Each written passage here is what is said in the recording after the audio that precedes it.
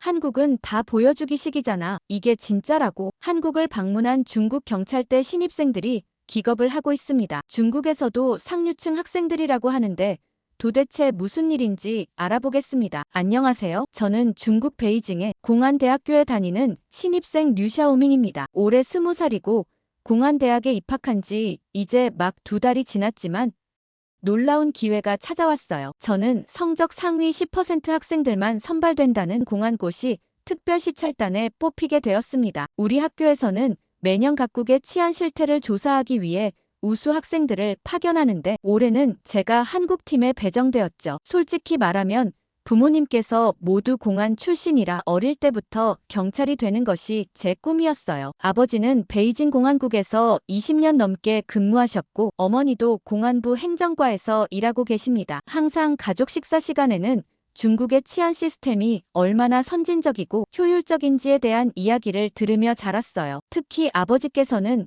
다른 나라의 경찰 시스템이 중국보다 얼마나 뒤떨어져 있는지를 자주 강조하셨습니다. 한국에 대한 제 인식도 그런 환경에서 형성되었죠. 중국 공식 미디어와 학교 교육에서는 한국을 범죄가 만연한 위험한 나라로 묘사했고 저는 그것을 의심 없이 받아들였어요. 가끔 인터넷에서 한국이 안전하다는 이야기를 보기도 했지만 그건 한국 정부가 자국의 이미지를 위해 만들어낸 선전이라고 생각했습니다. 결국 진실은 중국 정부의 공식 자료에 있다고 믿었죠. 시찰단 모집 공고를 봤을 때 저는 망설임 없이 지원했어요. 이것은 제 학점과 이력에도 도움이 될 테고 무엇보다 한국의 치안 문제점을 직접 확인해 중국의 우수성을 입증할 수 있는 기회라고 생각했습니다. 면접에서 교수님이 지원 이유를 물었고 저는 중국과 한국의 치안 시스템을 비교하여 우리나라의 우수성을 객관적으로 증명하고 싶다는 뜻을 밝혔어요. 교수님은 만족스러운 표정을 지으셨고 저는 그 자리에서 바로 합격 통보를 받았습니다. 합격자 명단에는 저를 포함해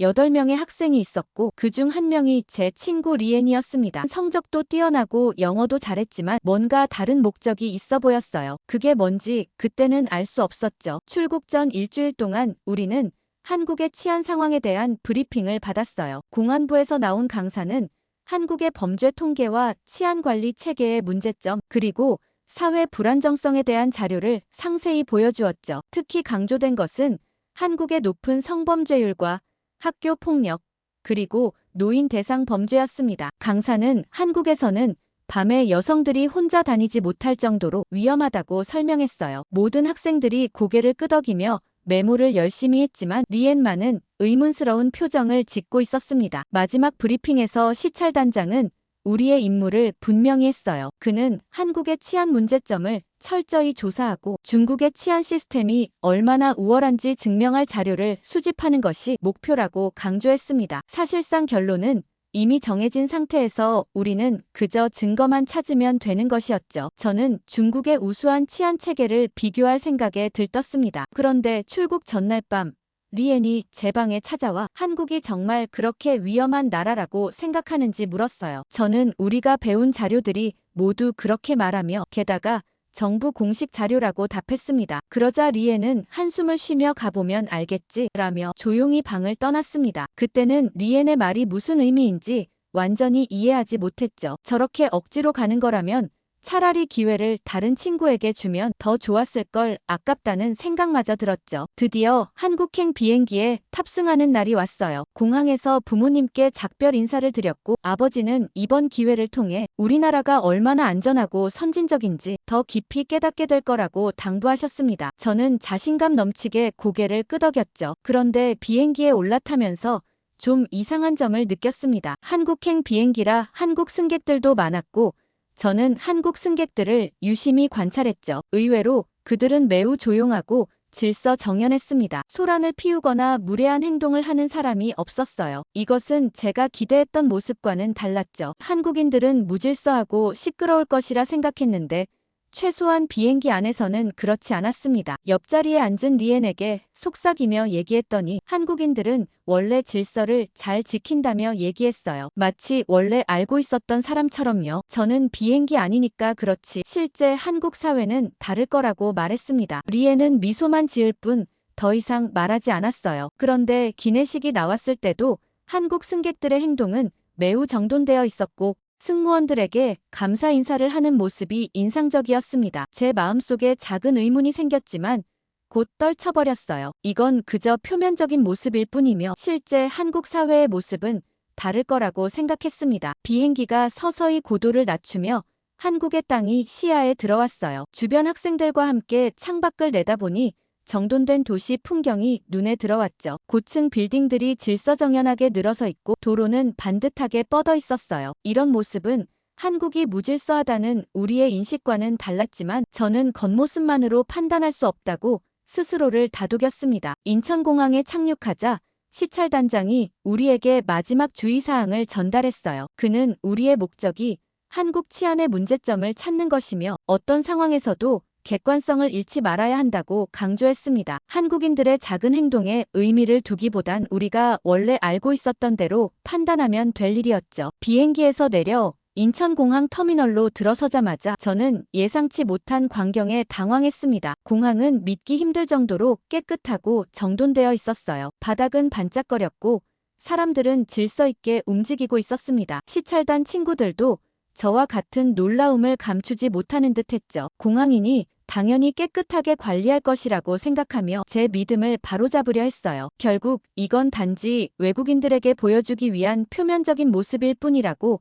스스로를 납득시켰습니다. 그런데 그때 공항 천장과 벽면에 설치된 수많은 CCTV 카메라가 눈에 들어왔어요. 저는 한국도 중국처럼 국민들을 감시하는 것이라 여기며 약간의 안도감을 느꼈습니다. 그러나 리에는 그것이 감시가 아니라 보안을 유지하고 범죄를 예방하기 위한 장치일 것이라는 의견을 조용히 내비쳤어요. 저는 중국에서도 CCTV가 국민 감시의 도구였던 만큼 한국도 다르지 않을 것이라 확신하며 말도 안 된다고 했죠. 출입국 심사를 기다리며 우리 시찰단은 줄을 서서 차례를 기다렸어요. 의외로 사람들은 침착하게 줄을 서 있었고 새치기 하는 사람도 없었습니다. 더 놀라운 것은 심사 과정이 매우 신속하게 진행된다는 점이었죠. 중국의 출입국 심사는 보통 긴 시간이 걸리고 까다로운 절차가 많은데 여기서는 모든 것이 빠르고 효율적으로 이루어졌습니다. 심사를 마치고 수화물을 찾은 우리는 공항에서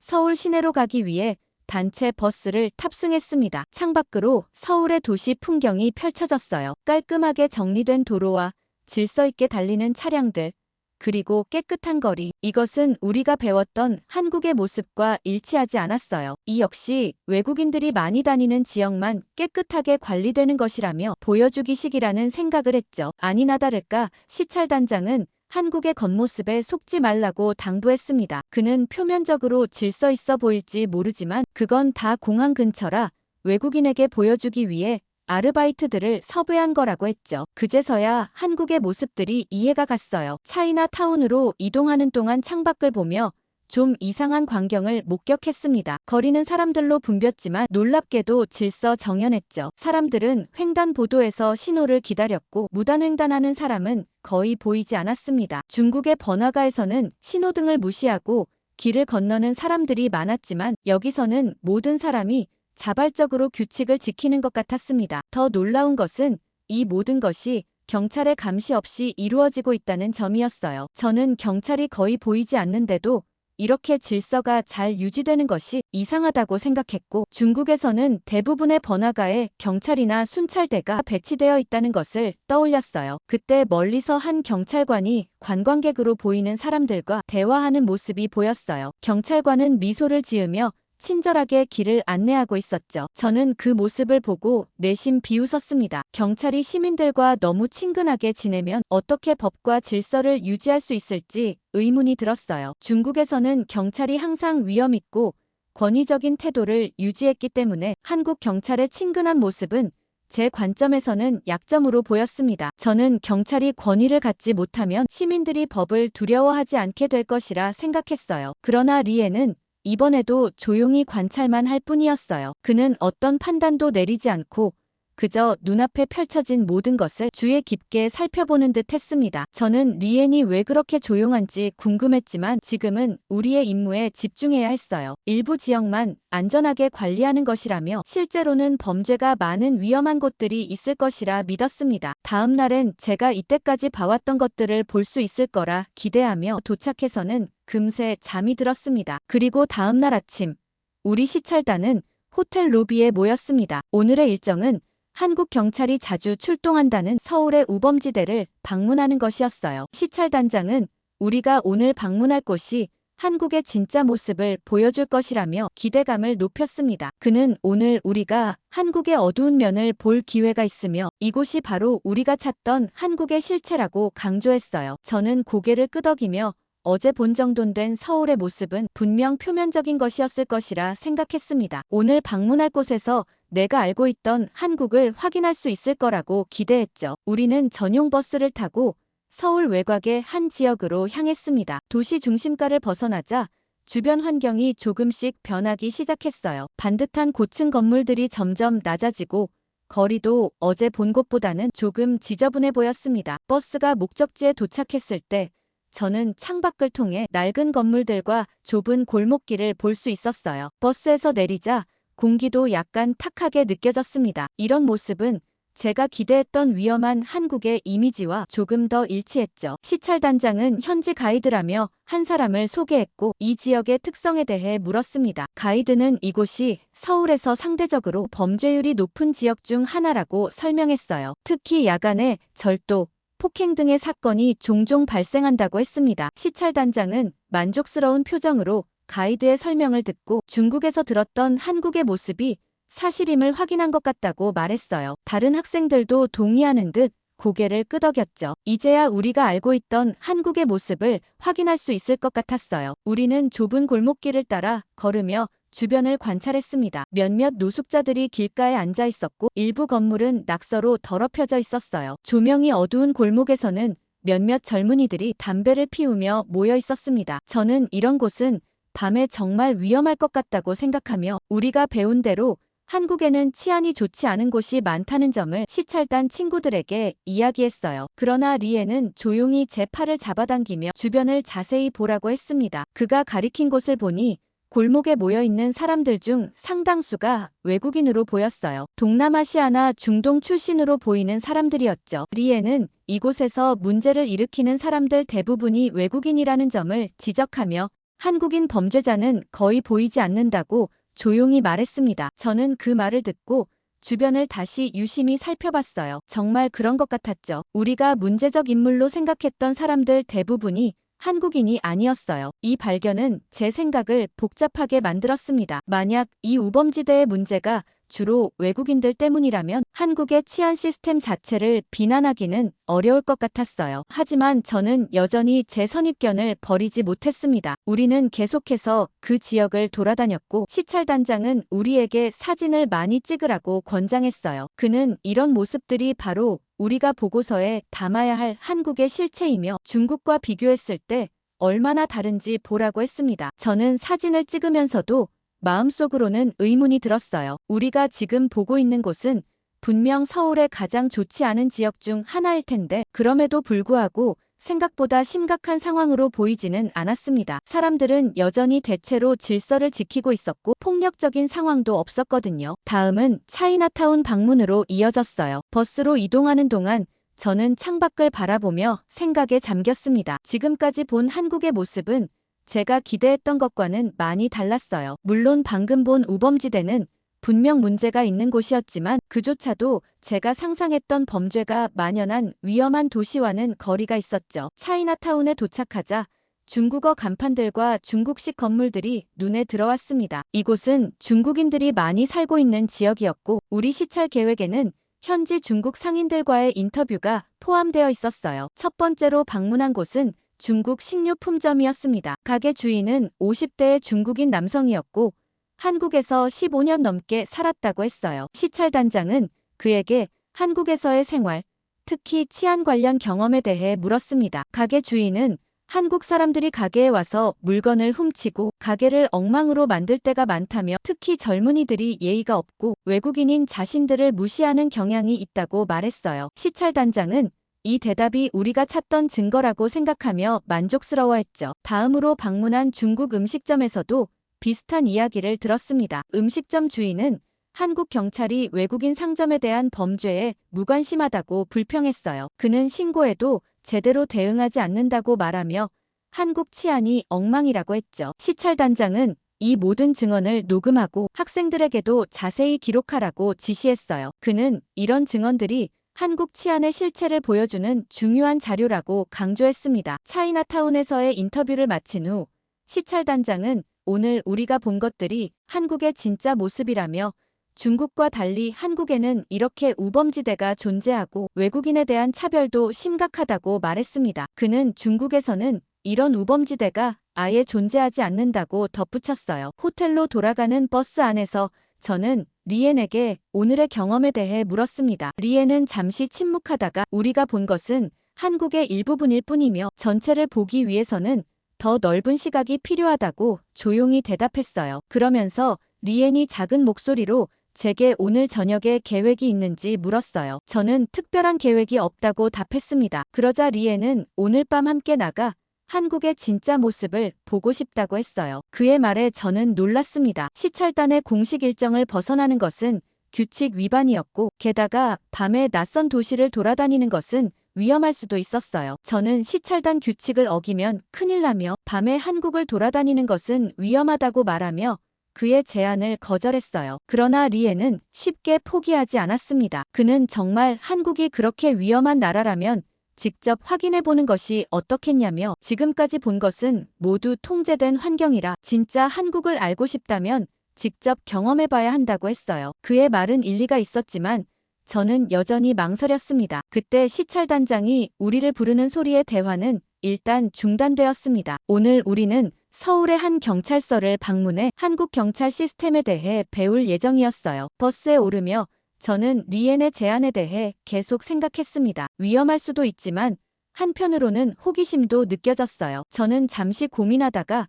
왜 그렇게 직접 확인하고 싶은지 되물었습니다. 그러자 리엔은 사실 자신은 VPN을 통해 유튜브에서 한국의 실제 모습을 많이 봤다고 조용히 말했어요. 그가 본 것은 우리가 배운 것과 많이 달랐고 그래서 직접 확인해보고 싶었다고 했습니다. 저는 리엔이 VPN을 사용해 중국의 인터넷 검열을 우회한다는 사실에 충격을 받았어요. 불법이나 다름없거든요. 저는 그가 본 정보가 왜곡된 것일 수도 있다고 말했습니다. 그러나 리엔은 고개를 저으며 자신이 본 것은 단순한 한국인들의 일상 브이로그였고 왜곡할 이유가 없는 평범한 사람들의 일상이었다고 설명했어요. 그래서 더 궁금해졌다고 했습니다. 리엔의 진정성 있는 태도와 호기심이 제 마음을 움직였어요. 결국 저는 그의 제안을 받아들이기로 했습니다. 오늘 밤에 같이 나가보기로 했지만 너무 늦게까지 돌아다니지는 말자고 했어요. 저녁 식사 후 우리는 다른 시찰단 학생들에게 피곤하다는 핑계를 대고 일찍 방으로 돌아갔습니다. 그리고 모두가 잠든 시간에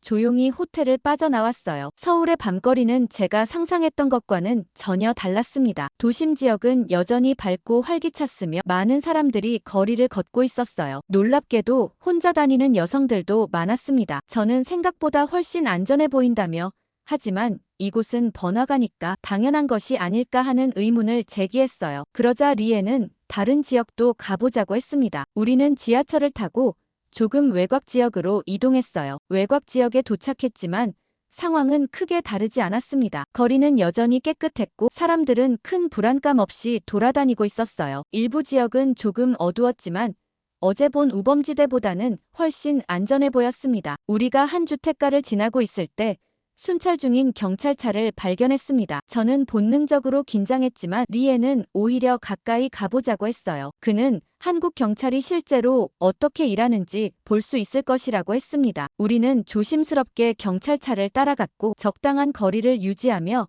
그들의 활동을 관찰했어요. 경찰관들은 차에서 내려 주변을 순찰하기 시작했습니다. 그들은 길거리의 사람들에게 친절하게 인사하고 가끔 짧은 대화를 나누기도 했어요. 한순간 몇몇 외국인 노동자로 보이는 사람들이 경찰관에게 먼저 다가가 뭔가를 물어보는 모습이 보였습니다. 경찰관은 친절하게 그들의 이야기를 듣고 지도 앱을 보여주며 길을 안내해주고 있었어요. 이 광경은 제게 충격적이었어요. 중국에서는 외국인들, 특히 신분이 불안정한 노동자들이 경찰을 피하는 경우가 많았거든요. 하지만 여기서는 그들이 오히려 경찰에게 도움을 요청하고 있었습니다. 저는 중국이라면 경찰을 보면 피했을 텐데 왜 한국에서는 사람들이 경찰에게 다가가는 것인지 의문을 품었어요. 그러자 리에는 조용히 아마도 한국에서는 경찰이 공포의 대상이 아니라 신뢰의 대상이기 때문일 것이라고 말했습니다. 우리는 계속해서 밤거리를 걸으며 한국의 야간 치안 상황을 관찰했어요. 몇 시간 동안 돌아다녔지만 우리가 우려했던 위험한 상황은 전혀 목격하지 못했습니다. 오히려 밤늦게까지 안전하게 운영되는 상점들, 편안하게 귀가하는 사람들의 모습이 인상적이었어요. 저는 도저히 믿기지가 않았고 실제 근무 중인 경찰관과 직접 대화해 보고 싶다고 했어요. 호텔에서 걸어갈 수 있는 거리에 한 지구대가 있었습니다. 가는 길에 저는 계속해서 긴장했어요. 외국인인 우리가 갑자기 경찰서에 나타나 질문을 던진다면 의심을 살 수도 있었죠. 그러자 리에는 너무 걱정하지 말라고 하며 그냥 중국에서 온 대학생이고 한국 경찰 시스템에 대해 배우고 싶다고 하면 된다고 말했어요. 저는 고개를 끄덕였지만 마음속으로는 여전히 불안했습니다. 경찰서에 도착했을 때 건물은 생각보다 훨씬 개방적이고 밝은 분위기였어요. 입구에는 민원실이라는 안내판이 있었고 누구나 들어갈 수 있어 보였습니다. 우리는 깊게 숨을 들이쉬고 안으로 들어갔어요. 민원실 안에는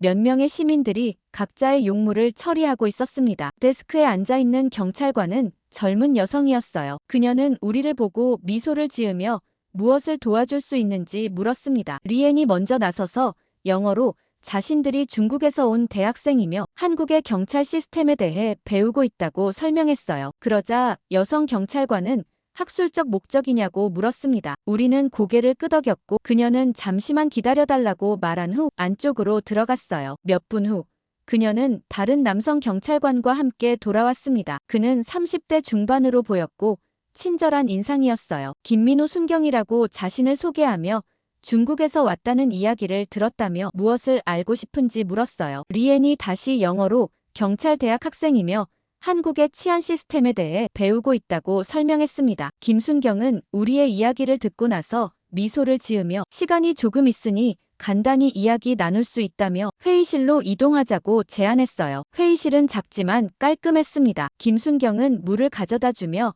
편안히 앉으라고 했어요. 저는 준비해온 질문들을 꺼내려 했지만 갑자기 말문이 막혔습니다. 어떤 질문부터 해야 할지 몰랐죠. 그러자 리엔이 먼저 한국에서는 어떻게 경찰관이 되는지 그리고 왜 경찰이 되기로 결심했는지 물었어요. 김순경은 잠시 생각하더니 자신의 이야기를 시작했습니다. 그는 특별한 계기가 있어서 경찰이 되었다고 했어요. 어렸을 때 부모님이 교통사고로 돌아가셨는데 그 사고를 일으킨 사람이 중국인 음주운전자였다고 했어요. 그리고 그는 사고 이후 자신이 고아가 되어 아동보호센터로 보내졌다고 말했죠. 그의 말에 저는 마음이 무거워졌어요. 혹시 중국인에 대해 좋지 않은 감정을 가지고 있을 수도 있겠다는 생각이 들었죠. 그러나 그의 다음 말을 듣고 깜짝 놀랐습니다. 당시 사건을 담당했던 경찰관이 단순히 사건 조사만 하는 것이 아니라 센터에 자주 찾아와 자신을 돌봐주었으며 때로는 주말에 데리고 나가 놀아주기도 했다고 했어요. 그러다 결국 그 경찰관이 자신을 입양했고 그를 통해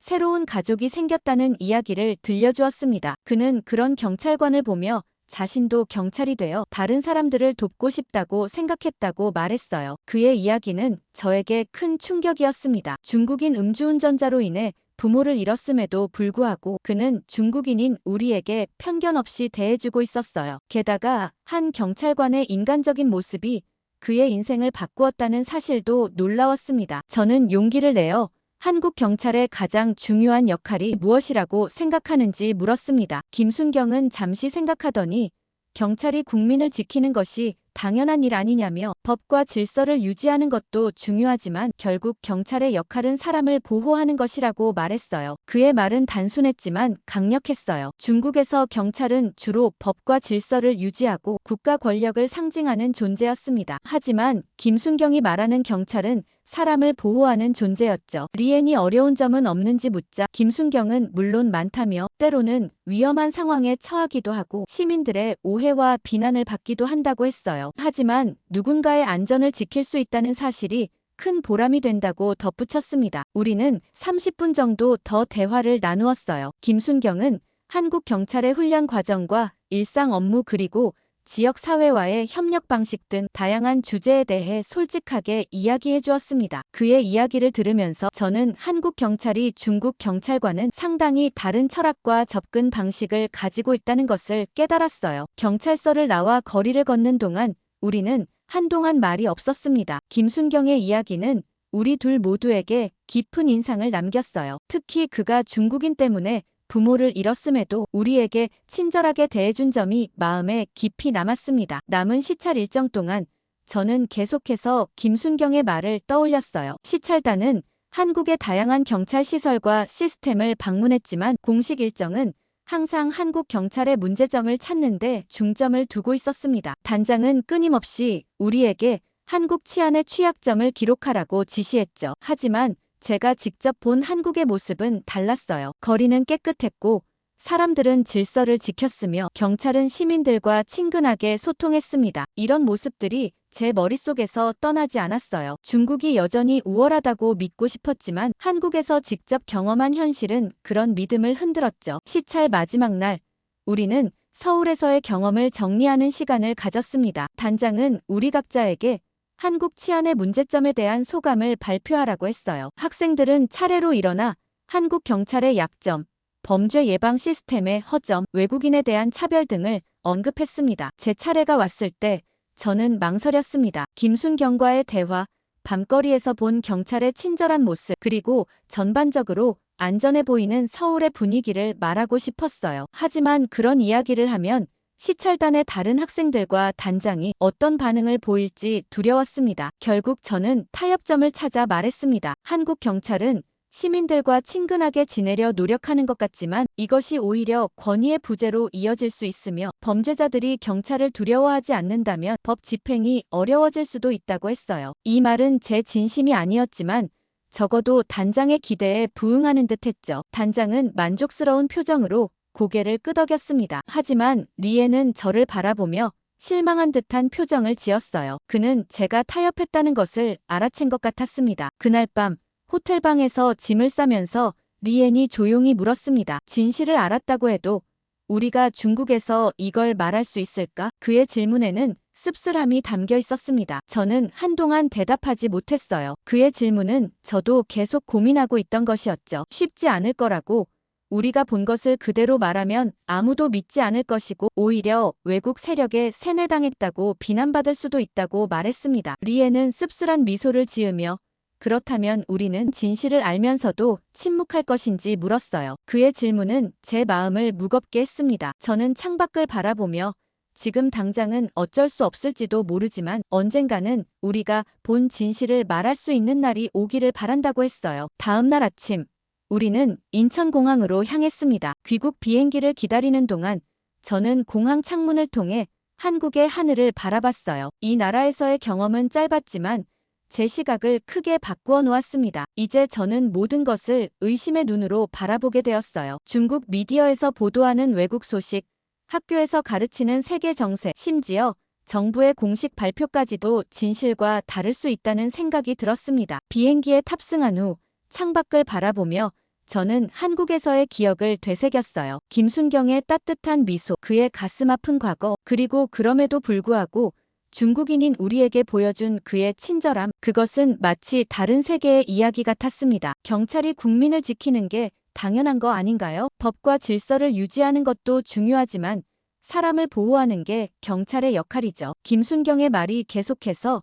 제 머릿속에 맴돌았어요. 비행기가 중국 영공에 들어서자 저는 점점 현실로 돌아오는 느낌이 들었습니다. 곧 베이징에 도착하면 저는 다시 익숙한 환경으로 돌아갈 거예요. 그곳에서는 모든 것이 통제되고 정해진 방향으로만 생각하도록 유도됩니다. 그런 환경에서 제가 한국에서 경험한 것들을 간직할 수 있을까요? 베이징 공항에 도착한 후 우리 시찰단은 곧바로 학교로 돌아왔습니다. 다음 주부터는 시찰 보고서를 작성하는 일정이 잡혀 있었어요. 단장은 우리에게 객관적이고 철저한 보고서를 작성하라고 지시했지만 그의 진짜 의도는 분명했죠. 한국 치안의 문제점을 강조하고 중국 시스템의 우월성을 보여주는 내용이어야 했습니다. 보고서 작성 첫날, 우리는 소그룹으로 나뉘어 각자의 주제를 맡았어요. 저는 한국 경찰의 시민 대응 방식이라는 주제를 맡게 되었습니다. 이 주제는 제가 가장 깊이 고민했던 부분이었죠. 김순경과의 대화, 야간 순찰에서 본 경찰의 모습, 그리고 시민들과의 상호작용까지. 글을 쓰기 시작하자